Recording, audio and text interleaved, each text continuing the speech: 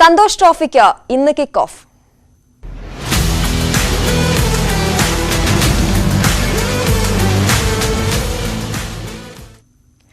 Santhosh trophy football ചാമ്പ്യൻഷിപ്പിന് ഇന്ന് തുടക്കം. രാവിലെ 9:30 മലപ്പുറം കോട്ടപ്പടി സ്റ്റേഡിയത്തിൽ പഞ്ചാബും ബംഗാളും തമ്മിലാണ് ആദ്യ മത്സരം. രാത്രി 8 പയ്യനാട് സ്റ്റേഡിയത്തിൽ കേരളം രാജസ്ഥാനെ നേരിടും. ഔദ്യോഗിക ഉദ്ഘാടനം രാത്രി 7 പയ്യനാട് ഫുട്ബോൾ സ്റ്റേഡിയത്തിൽ കായിക വകുപ്പ് മന്ത്രി വി അബ്ദുറഹ്മാൻ നിർവഹിക്കും. കേരള ബ്ലാസ്റ്റേഴ്സ് താരം സഹൽ അബ്ദുൾ സമദ് വിശിഷ്ടാതിഥിയാകും. 7ാം സന്തോഷ് ട്രോഫി കിരീടം ലക്ഷ്യമിട്ടാണ് കേരളം ഇന്നിറങ്ങുന്നത്. ആദ്യ മത്സരത്തിൽ രാജസ്ഥാനാണ് എതിരാളികൾ. ഗ്രൂപ്പ് എയിൽ കരുത്തരായ ബംഗാളും പഞ്ചാബും മേഘാലയയും രാജസ്ഥാനുമാണ് കേരളത്തിനൊപ്പം. ഇക്കൂട്ടത്തിൽ കടലാസിൽ ദുർബലരാണ് രാജസ്ഥാനെങ്കിലും അവരെ കേരളം നിസ്സാരമായി കാണുന്നില്ല. പശ്ചിമമേഖലാ മത്സരത്തിൽ മഹാരാഷ്ട്രയെ അട്ടിമറിച്ചാണ് രാജസ്ഥാൻ ഫൈനൽ റൗണ്ടിലെത്തിയത്. ജയിച്ചു തുടങ്ങാനായി എല്ലാ തയ്യാറെടുപ്പും കേരളം നടത്തിയിട്ടുണ്ട്. ബിനോ ജോർജ് പരിശീലിപ്പിച്ച ടീം പരിചയസമ്പത്തും യുവത്വവുമുള്ളതാണ്. അർജുൻ ജയരാജും നിജോ ഗിൽബർട്ടും മുഹമ്മദ് റാഷിദും കെ സൽമാനും ക്യാപ്റ്റൻ ജിജോ ജോസഫും അടക്കം പരിചയസമ്പന്നരുടെ നിരയുണ്ട്. അവസാനമായി സന്തോഷ് ട്രോഫി നേടിയപ്പോൾ ഉജ്ജ്വല പ്രകടനം നടത്തിയ വി മിഥുനാണ് ഗോളി. തമിഴ്നാട് സ്വദേശി വിഘ്നേഷ് മുന്നേറ്റത്തിൽ കരുത്താകും. പ്രതിരോധ നിരയിലെ വിപിൻ അജയന്റെ മികവും കേരളത്തിന് കരുത്തു പകരും. എല്ലാത്തിനുമുപരി 12ാമനായി കാണികളുമുള്ളപ്പോൾ 2018 ശേഷം കേരളം വീണ്ടും ഒരു കിരീടം പ്രതീക്ഷിക്കുന്നു. ന്യൂസ് 18 മലപ്പുറം. ആദ്യമായി മലപ്പുറത്തേക്ക് സന്തോഷ് ട്രോഫി എത്തുമ്പോൾ അതിന്റെ ഒരുക്കങ്ങൾക്ക് നേതൃത്വം കൊടുക്കാൻ കഴിയുന്നതിന്റെ സന്തോഷത്തിലാണ് മുൻ ഇന്ത്യൻ താരം യു ഷറഫലി. മലപ്പുറത്തെ കായിക മേഖലയ്ക്ക് ഇത് നൽകുന്ന ഊർജം ഏറെ വലുതാകും. കേരള ടീമിന് കിരീടം നേടാൻ കഴിയുമെന്നാണ് പ്രതീക്ഷയെന്നും അദ്ദേഹം പറഞ്ഞു. സന്തോഷ് ട്രോഫിയുടെ ആവേശത്തിലേക്ക് കളിച്ചിറങ്ങുകയാണ് മലപ്പുറം. ഇപ്പോൾ മലപ്പുറത്ത് സന്തോഷ് ട്രോഫിയുടെ ഒരുക്കങ്ങളൊക്കെ അവസാന ഘട്ടത്തിലാണ്. നമ്മോടൊപ്പം ചേരുന്നത് ഇന്ത്യൻ ഫുട്ബോൾ താരമായിരുന്ന യു ഷറഫലിയാണ്. അദ്ദേഹമാണ് ഈ മലപ്പുറത്തെ എല്ലാ ഒരുക്കങ്ങൾക്കും ചുക്കാൻ പിടിക്കുന്നതും അതുപോലെ തന്നെ മറ്റു കാര്യങ്ങളൊക്കെ കോർഡിനേറ്റ് ചെയ്യുന്നതും. അതിൻ്റെ ഇടയിൽ അല്പസമയം ഉണ്ടാക്കിയാണ് നമ്മോടൊപ്പം അദ്ദേഹം ചേരുന്നത്. ഇനിയിപ്പോൾ വളരെ കുറച്ച് മണിക്കൂറുകൾ മാത്രമാണ് ബാക്കിയുള്ളത്. എങ്ങനെയാണ് മലപ്പുറത്തേക്ക് ആദ്യമായിട്ട് സന്തോഷ് ട്രോഫി എത്തുന്നതിൻ്റെ ഒരു സന്തോഷം?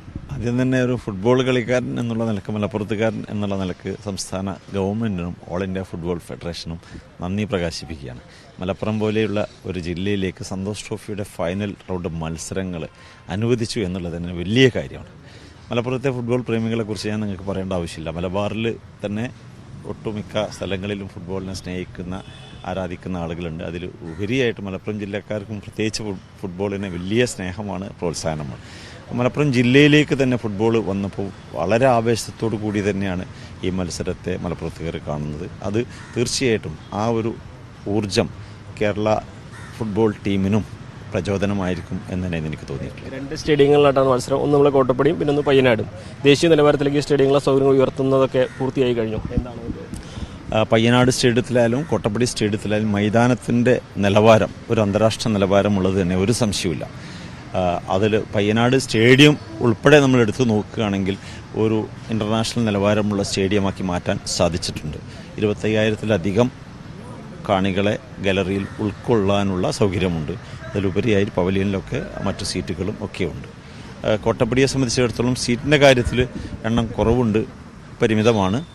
എന്നാൽ ഗ്രൗണ്ടിൻ്റെ നിലവാരം ഒരു അന്താരാഷ്ട്ര നിലവാരത്തിലേക്ക് ഉയർന്നിട്ടുണ്ട് എന്നതിൽ യാതൊരു സംശയവും. അതുകൊണ്ട് തന്നെ സംഘാടകരെ സംബന്ധിച്ചിടത്തോളം കേരളത്തിൻ്റെ മത്സരങ്ങൾ മലപ്പുറത്ത് വെക്കാൻ സാധിച്ചിട്ടില്ല.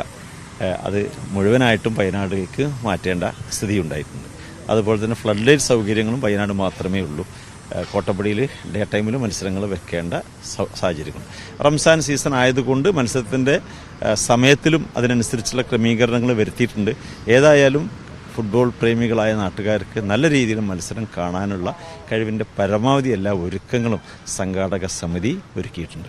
കേരള ടീമിനെ പറ്റി എങ്ങനെയാണ്? കേരള ടീം നമ്മളിപ്പോൾ മത്സരങ്ങൾ കണ്ടു. പ്രാഥമിക റൗണ്ടിലെ മത്സരങ്ങളാണ്. മോശമല്ലാത്ത പ്രകടനം കാഴ്ചവെച്ചിട്ടുണ്ട്. താരതമ്യേന പ്രാഥമിക റൗണ്ടിൽ വലിയ ടീമുകൾ ഇല്ല എന്നുള്ളതാണ്. അതിൽ നിന്ന് വ്യത്യസ്തമായി ഫൈനൽ റൗണ്ടിലേക്ക് വരുമ്പോൾ എല്ലാ മികച്ച ടീമുകളാണ്. 10 ടീമുകൾ മികച്ചതാണ്. ഓരോ സോണിൽ നിന്ന് ക്വാളിഫൈ ചെയ്ത് വന്നിട്ടുള്ളതാണ്. ഒരു ശക്തമായ പോരാട്ടം തന്നെ നേരിടേണ്ടി വരും. അതിന് അനുസരിച്ച് കേരളത്തിലെ ടീമിൻ്റെ പരിശീലനത്തിലും കളിക്കാരുടെ ഉൾപ്പെടുത്തുന്നതിലും മാറ്റങ്ങൾ വരുത്തിയിട്ടുണ്ട്. പരിചയസമ്പന്നനായ കോച്ച് ബിനോ ജോർജ് ഉണ്ട്, പരിചയസമ്പന്നരായ കളിക്കാരുണ്ട്, യങ്സ്റ്റേഴ്സുണ്ട്. അതുകൊണ്ട് ശക്തമായ ഒരു ടീമിനെ കേരളത്തിന് നിലനിർത്താനും അല്ലെങ്കിൽ സന്തോഷ് ട്രോഫി ഫൈനൽ റൗണ്ടിലേക്ക് കൊണ്ടുവരാനും സാധിച്ചിട്ടുണ്ട്. കാണികളുടെ പ്രോത്സാഹനം പ്രത്യേകിച്ച് മലപ്പുറത്തുകാർ ഒന്നടങ്കം കേരള ടീമിൻ്റെ കൂടെ ഉണ്ടാകും. നല്ല പരിശീലനത്തിന് അവസരം കിട്ടിയിട്ടുണ്ട്, സമയം കിട്ടിയിട്ടുണ്ട്, തയ്യാറെടുപ്പിന് സമയം കിട്ടിയിട്ടുണ്ട്. അതുകൊണ്ട് തന്നെ ഒരു നല്ല പ്രകടനം കേരള ടീമിൻ്റെ ഭാഗത്തു നിന്നുണ്ടാവും എന്ന് തന്നെയാണ് പ്രതീക്ഷ. അടുത്ത മത്സരം ആദ്യ ഘട്ടത്തിൽ ഈ ഗ്രൂപ്പിൽ ആരിൽ നിന്നാണ് പ്രതീക്ഷിക്കുന്നത്? ഇപ്പോൾ പഞ്ചാബ്, ബംഗാൾ ഉൾപ്പെടുന്ന ഗ്രൂപ്പിൽ തന്നെയാണ് നമ്മളുള്ളത്. പക്ഷേ രാജസ്ഥാനെയും ഒന്നും നമുക്ക് തള്ളിക്കളയാൻ പറ്റില്ല. കാരണം സോണിൽ നിന്ന് ക്വാളിഫൈ ചെയ്ത് വന്ന ടീമുകൾ ഫൈനൽ റൗണ്ടിൽ ഒരു ടീമിനെയും നമുക്ക് തള്ളിക്കളയാൻ പറ്റില്ല. മുൻകാലങ്ങൾ വെച്ച് നോക്കുമ്പോൾ നമ്മുടെ പരിചയം പഞ്ചാബും ബംഗാളും ഒക്കെ ശക്തമായ ഒരു ടീം തന്നെയായിരിക്കും.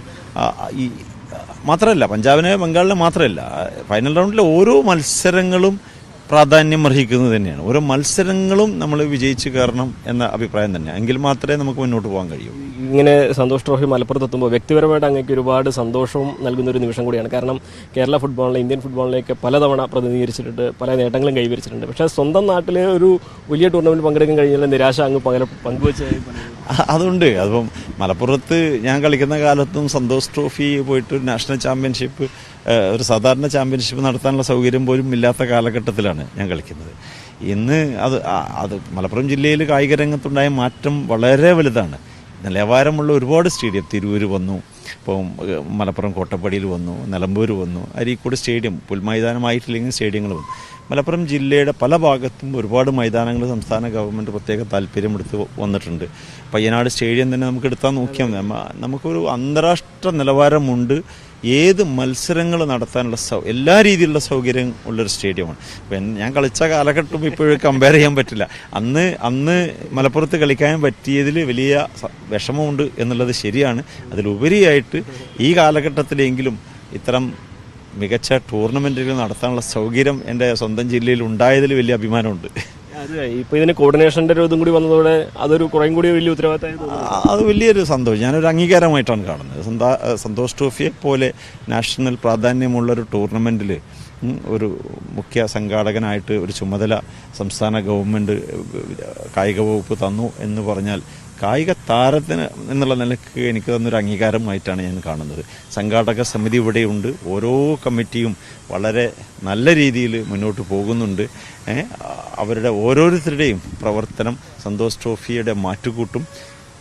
ടൂർണമെൻറ്റ് ഒരു മികച്ച വിജയമാകും എന്നതിൽ യാതൊരു സംശയവും. 2018 വിജയം അത് ഇത്തവണ ആവർത്തിക്കാൻ പറ്റുമോ? ആവർത്തിക്കുമെന്ന് തന്നെയാണ് പ്രതീക്ഷിക്കുന്നത്. കാരണം ഒരുപാട് അനുകൂല ഘടകങ്ങൾ ഞാൻ പറഞ്ഞു. സന്തോഷ് ട്രോഫിയിൽ സീനിയർ താരങ്ങൾ ഇല്ല എന്നുള്ള ഒരു പോരായ്മ ചൂണ്ടിക്കാണിച്ചിട്ടുണ്ടെങ്കിലും അതെല്ലാ സംസ്ഥാനങ്ങൾക്കും ബാധകമാണ്. ഞാനൊരു ഫുട്ബോൾ പ്രേമിയുടെ ഭാഗത്തു നിന്ന് സംസാരിക്കുമ്പോഴാണ് സീനിയർ താരങ്ങളില്ല എന്നുള്ള പോരായ്മ കാണുന്നത്. പക്ഷേ അതെല്ലാ സംസ്ഥാനത്തിനും ബാധകമാണ് എന്നുള്ളത് കൊണ്ട് തന്നെ നിലവിലുള്ള സാഹചര്യത്തിൽ കേരളം ശക്തമായ ഒരു ടീമിനെ തന്നെയാണ് അണിനിരത്തിയിട്ടുള്ളത്. എല്ലാ മേഖലയും കേരളത്തിൻ്റെ കളിക്കാരും മികച്ചതാണ്. ഫുട്ബോൾ പ്രേമികളുടെ ഒരു പ്രോത്സാഹനം പിന്തുണ ഉണ്ടെങ്കിൽ തീർച്ചയായിട്ടും വിജയം കൈവരിക്കും. ഫുട്ബോൾ അതുപോലെ പ്രീമിയർ ലീഗൊക്കെ എത്രമാത്രം ഗുണം ചെയ്തിട്ടുണ്ട് ഈ കേരള ഫുട്ബോൾ? പ്രൊഫഷണൽ ഫുട്ബോളിൽ കേരളത്തിലെ കളിക്കാർക്ക് ഒരുപാട് നേട്ടങ്ങൾ ഉണ്ടാക്കിയിട്ടുണ്ട് എന്നുള്ളതിൽ സംശയമൊന്നുമില്ല. ഒരുപാട് ഓപ്പർച്യൂണിറ്റീസ് കേരളത്തിലും കേരളത്തിന് പുറത്തുമുള്ള പ്രൊഫഷണൽ ക്ലബ്ബുകളിൽ കളിക്കാനുള്ള അവസരം കളിക്കാർക്ക് കിട്ടിയിട്ടുണ്ട്. കേരളത്തിലെ മൊത്തം ഫുട്ബോൾ രംഗം മെച്ചപ്പെടണമെന്നുണ്ടെങ്കിൽ എൻ്റെ ഒരു വ്യക്തിപരമായ അഭിപ്രായം കേരളത്തിലെ രജിസ്റ്റേർഡ് ആയിട്ടുള്ള ക്ലബ്ബുകൾക്ക് കൂടി കളിക്കാൻ അവസരം കിട്ടുന്ന സാധാരണ ടൂർണമെൻറ്റുകളും കൂടെ വരണം.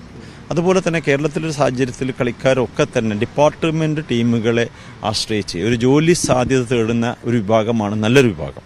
അപ്പോൾ അവർക്കും കൂടെ ഒരു അവസരം കിട്ടുന്ന രീതിയിൽ ഡിപ്പാർട്ട്മെൻറ്റ് ലീഗോ ഡിപ്പാർട്ട്മെൻറ്റ് ടൂർണമെൻറ്റുകളോ കേരളത്തിൽ പ്രൊഫഷണൽ ക്ലബ്ബുകളല്ലാത്ത ടീമുകൾക്ക് ജില്ലാ ലീഗിൽ നിന്ന് ചാമ്പ്യന്മാരായി വരുന്ന ടീമുകൾക്ക് പണ്ടത്തെ പോലെ കേരള പ്രീമിയർ ലീഗിൻ്റെ ഘടന മാറ്റി കേരള ചാമ്പ്യൻഷിപ്പ് എന്നുള്ളതാക്കി ഓരോ ജില്ലകളിൽ നിന്ന് ചാമ്പ്യന്മാരായി വരുന്ന ടീമുകൾക്ക് കളിക്കാനുള്ള അവസരം കൊടുക്കുക. അതോടൊപ്പം തന്നെ അതിലേക്ക് കേരളത്തിൽ മികച്ച ഡിപ്പാർട്ട്മെൻറ്റ് ടീമുകളെ കൂടി ഉൾപ്പെടുത്തി മുമ്പത്തെ പോലെ തന്നെ കേരള ചാമ്പ്യൻഷിപ്പ് നടത്തണം.